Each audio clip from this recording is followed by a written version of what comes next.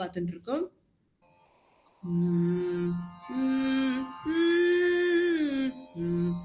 संत जेने ग्वावे जग बोलने सहावे, संत जेने ग्वावे जग बोलने सहावे, संत जेने ग्वावे जग बोलने सहावे, संत जेने ग्वावे जग बोलने सहावे, जग बोलने सहावे, जग बोलने सहावे, जग बोलने सहावे। आ संत जेने पावे, संत जेने पावे, तरी चंगी थोरपण, तरी चंगी थोरपण, जया नाही अभिमान, जया नाही अभिमान, संत जेने ग्वावे, संत जेने ग्वावे, संत जेने ग्वावे जग बोलने सहावे, संत जेने ग्वावे जग बोलने सहावे, संत जेने ग्वावे जग बोलने सहावे. അനിത്ത ചേച്ചി പാടുന്നോ? സന്തുകൾ ആരാകുന്നു? സന്തുകൾ who are saints? சந்து ஜேனே அவரான சந்துக்கள், அவாதான் சந்துக்கள். யாரு? ஜக போலனே சகாவே, ஜனங்கள் சொல்லறத யாரு சகிச்சுக்கிறாளோ, எதை ஜனங்கள் சொல்லறத அத அவ பாராட்டினாலும் சரி, அத அவ அவமானப்படுத்தினாலும் சரி, யார் அது எடுத்துக்காம இருக்காளோ அவாதான் சந்துக்கள். சுவாமி ரிஷப சரித்திரத்தை சொல்லிட்டு இருக்கார். அவர் கண்டுக்கவே இல்லை. ஒரு பூடல் போட்டிருந்தாலாம், அந்த ஜடபரதர் சரித்திரத்துல வருமே, ஒரு பூடல் போட்டு அது அத்தனை அழுக்கு புழுக்கா கிடக்கு, அதை மாட்டிக்கிடணும், அது வேண்டாம் வைக்கணும், ஒண்ணுமே பண்ணலையாம். எப்படின்னா, ஒரு மாட்டுக்கு மேல நம்மள ஒரு மாலையை போட்டோம்னா அது அந்த பூ மாலை அந்த மாட்டுக்குள்ள மேல இருந்துட்டே இருக்கும். அந்த மாட்டுக்கு அந்த மாலை அழகா இருக்கேன், நான் அந்த மாலையோட பாக்கிறதுக்கு நன்னா இருக்கேன் அப்படின்னு ஒரு எண்ணம் இல்லை. அந்த மாலை அப்படியே வாடி போனா இது உதறி இதை இல்லாம பண்ணணுமே அப்படின்னு கிடையாது, பாட்டுக்கு அது இருந்துட்டு இருக்கு இல்லையா. அது போல ஜனங்கள் எதை வேணா பேசினாலும் சந்துக்கள் அதை கண்டுக்க மாட்டான். சுவாமி ஒரு கதை சொல்லி வருதுக்கு, ஒரு ஊர்ல ஒருத்தர் இருந்தாராம், ஒரு சன்னியாசி இருந்தாராம் ஒரு ஊர்ல. அந்த சன்னியாசி எல்லாருக்கும் மானினா இருந்தாராம், ரொம்ப பயஸ் சன்னியாசி. எல்லாரும் அவரை கண்டா வந்தனம் பண்ணுவா, அவர் பாட்டுக்கு இருப்பார். ஒருக்கா என்னாச்சு, அந்த கிராமத்துல ஒரு பொண்ணு, அந்த பொண்ணுக்கு she got pregnant and she delivered the baby. அப்போ அந்த குழந்தைக்கு யாரு அப்பா? அன்மேரிட் பொண்ணு. அந்த பொண்ணு என்ன பண்ணிட்டு, இந்த இந்த சுவாமி தான் ஆளு அப்படின்னு காட்டி கொடுத்துட்டா. அப்போ எல்லாரும் அவ்வளோ கோபப்பட்டுப்பா இல்லையா, எவ்வளோ மோசமான ஒரு இது. எல்லாரும் என்னெல்லாமோ சொல்லி அவலம் பண்றாரா, அவ அப்படி இப்படி கண்ணா பின்னா திட்டுறாளாம். அவர் எதுவுமே சொல்லலையாம். அவர் அவ்வளோ பெரிய லெவல் இருக்கு, அவர் எதுவுமே சொல்லறதுக்கு இருக்கிற ஒரு நிலைமையில அவர் இல்லை. அப்ப இந்த குழந்தையும் இந்த சன்னியாசிட்டே கொண்டு கொடுக்குறாளாம், உங்க குழந்தைய நீங்களே வளர்த்திக்குங்க அப்படின்னு சொல்லி கொடுக்குறாளாம். இந்த சன்னியாசி பேஷாய்க்கு அந்த குழந்தைய வளர்த்தினாரு. கொஞ்சம் கழிஞ்சு அந்த பொண்ணுக்கே ரொம்ப அது தோணுட்ட, பாவம் இந்த சன்னியாசி எதுவுமே ஆளு கிடையாது, ஆனா நம்ம இப்படி சொல்லிவிட்டோமே அப்படின்னு இதை பார்த்து அவளுக்கே ஒரு தாபம் தோணி, அவ இல்லை நடந்தது இது கிடையாது சொல்லி எல்லாத்தையும் சொல்றோன்னா, திருப்பி அந்த குழந்தைய அந்த சன்னியாசிட்டு எடுத்துட்டு போனா, அப்புறம் அவர் அந்த குழந்தைய சரின்னு கொடுத்தாராம். அப்போ இது அல்லானோ இது ஆக்கும்னோ எதுவும் சொல்லறதுக்கு அவர் he didn't care to do that. அவருக்கு எது இருக்கோ அதே மாதிரி ஜக போலனே சகாவே, எல்லாத்தையும் சகிச்சுண்டு இருந்தாரா. இதான் சாதுக்களோட ஒரு ஒரு குணம். இப்ப ரகுகுண ராஜா அது வரைக்கும் இந்த ஜடபரதன் பேசாம இருந்திருக்காரு. யார் யார் என்னெல்லாம் திட்டிருப்பாக்கன்னா பின்ன ஜடபரதனை எதுவுமே கேட்காம அதுவும் 6-7 வயசாருன்னு ஒரு காயத்ரி உபதேசம் பண்ணி அதையாவது படிச்சு விடலாம் அப்படின்னு அவ அப்பா பார்த்தா அது கூட கத்துக்கலையாம்.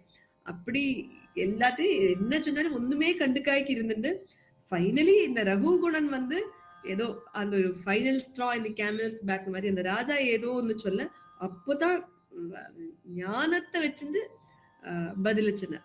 அப்போ அந்த சாதுக்களோட ஒரு விசேஷ குணமே இது. ஜெக போலனே சஹாவே. எதை பேசினாலும் அதுக்கு வந்து எதிர் பேச்சு பேசாம அதை வந்து to take that in the straight.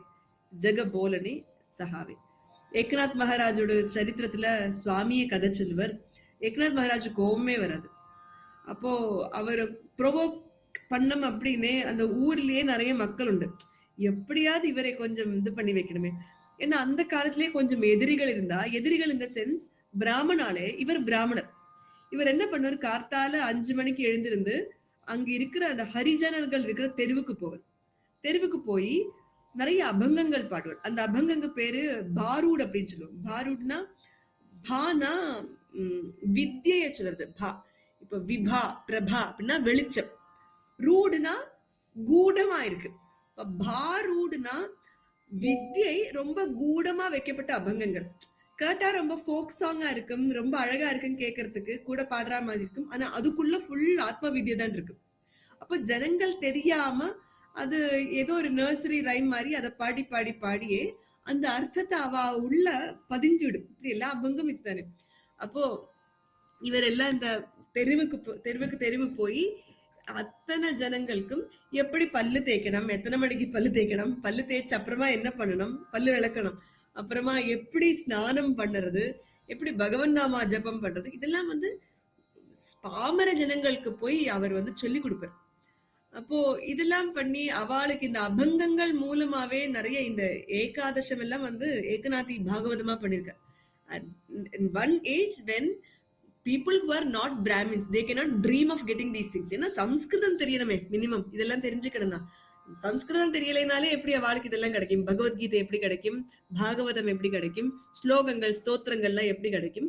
அப்போ இதெல்லாம் மராட்டி பாஷையில பண்ணி சாதாரண மக்களுக்கு தெரியற விதத்துல பண்ணி கொடுக்குறான். அப்போ இதெல்லாம் வந்து அங்க இருக்கிற அந்த ஹிப்போக்ரிட் பிராமின்ஸ்க்கு பிடிக்காது. இதெல்லாம் அவளுக்கு தெரிஞ்சுட அப்புறமா நமக்கு என்ன வேலை அப்படின்ற மாதிரி அவளுக்கு ஒரு எண்ணம். அப்போ இவர் எங்கடாப்பா இவரை கொஞ்சம் மட்டம் பண்றது அப்படின்னு பார்த்துட்டு இருப்பான். அப்போ ஒருத்தரை கூப்பிட்டாளாம்.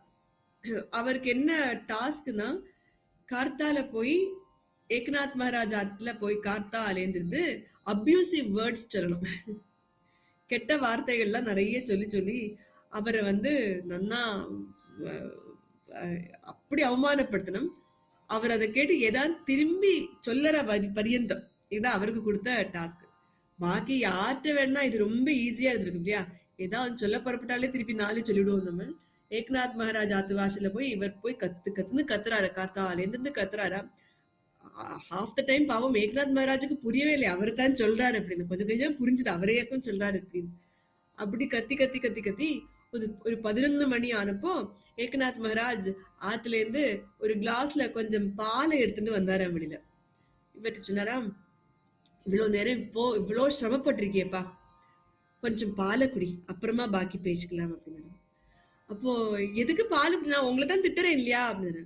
நீ திட்டுறையோ நீ பாராட்டுறையோ உங்களுக்குள்ளேந்து வருது பிரம்மம் தானே, அந்த பிரம்மம் தானே இத்தனை வார்த்தைகளா வருது.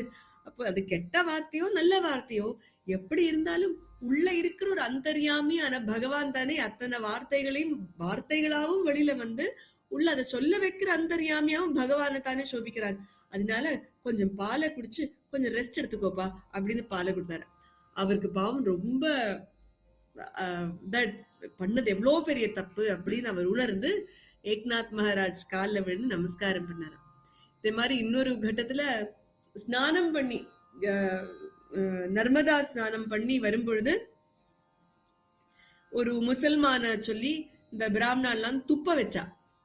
இவர் மேல அந்த பான் போட்டு குளிச்சு வந்த ஏக்நாத், குளிக்காம சும்மா துப்பினாலே நமக்கு பிடிக்குமா, குளிச்சு வந்த ஏக்நாத் சுவாமி மேல துப்படம்.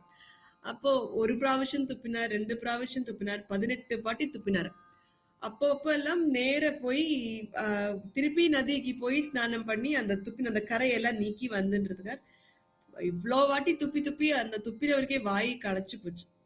அப்போ தெரிஞ்சு கொடுத்தது சாமானியமான ஆளு கிடையாது, இவ்வளவு பெரிய விதத்துல அவஹேளனம் பண்ணி இவர் கண்டுக்காம இருக்காரு அப்படின்னு சாஷ்டாங்கமா நமஸ்காரம் பண்ணாரு.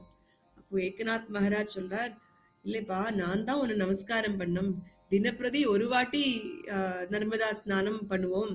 நர்மதா இல்லையே, நர்மதா நதி கிடையாது, என்ன நதி அது? கோதாவரி, கோதாவரி, எஸ்.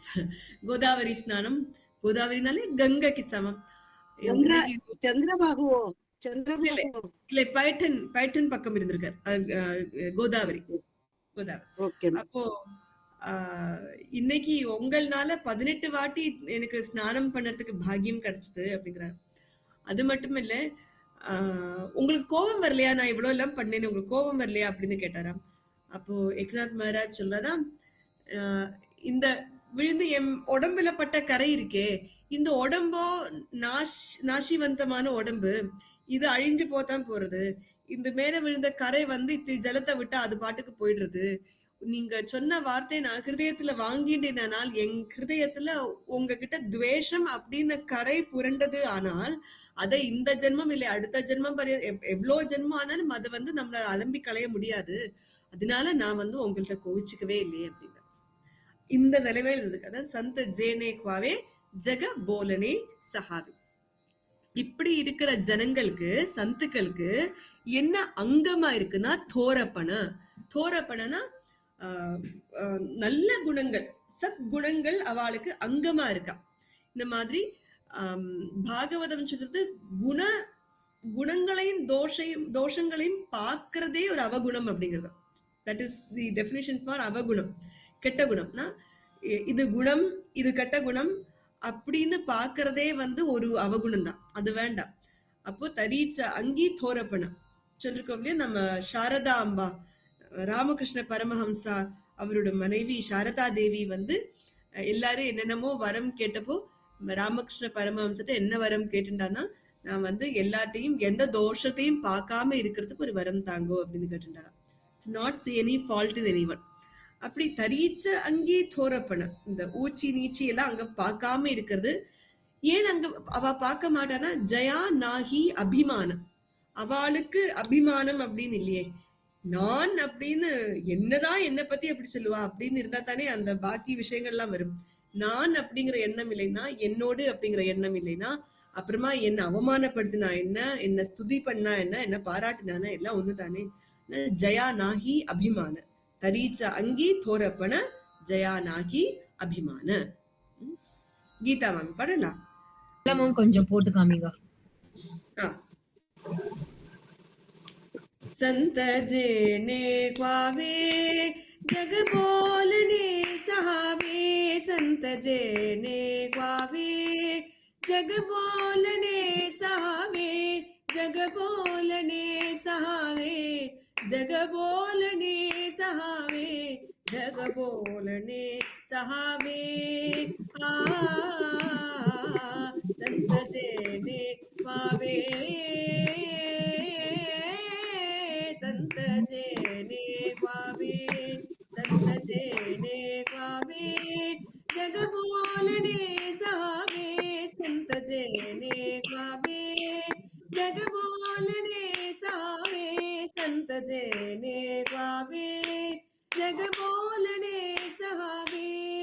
तरी चंगी थोरपण, तरी चंगी थोरपण जया नागी अभिमान, जया नागी अभिमान। संत जेने क्वावे, संत जेने क्वावे, संत जेने क्वावे जग बोलने सहावे, संत जेने क्वावे जग बोलने सहावे, संत जेने क्वावे जग बोलने सहावे। पांडुरंग हरि वासुदेव हरि पांडुरंग हरि वासुदेव हरि विठ्ठली वरदे हरि विठ्ठले श्री ज्ञानदेव तुकाराम सद्गुरुनाथ महाराज की जय।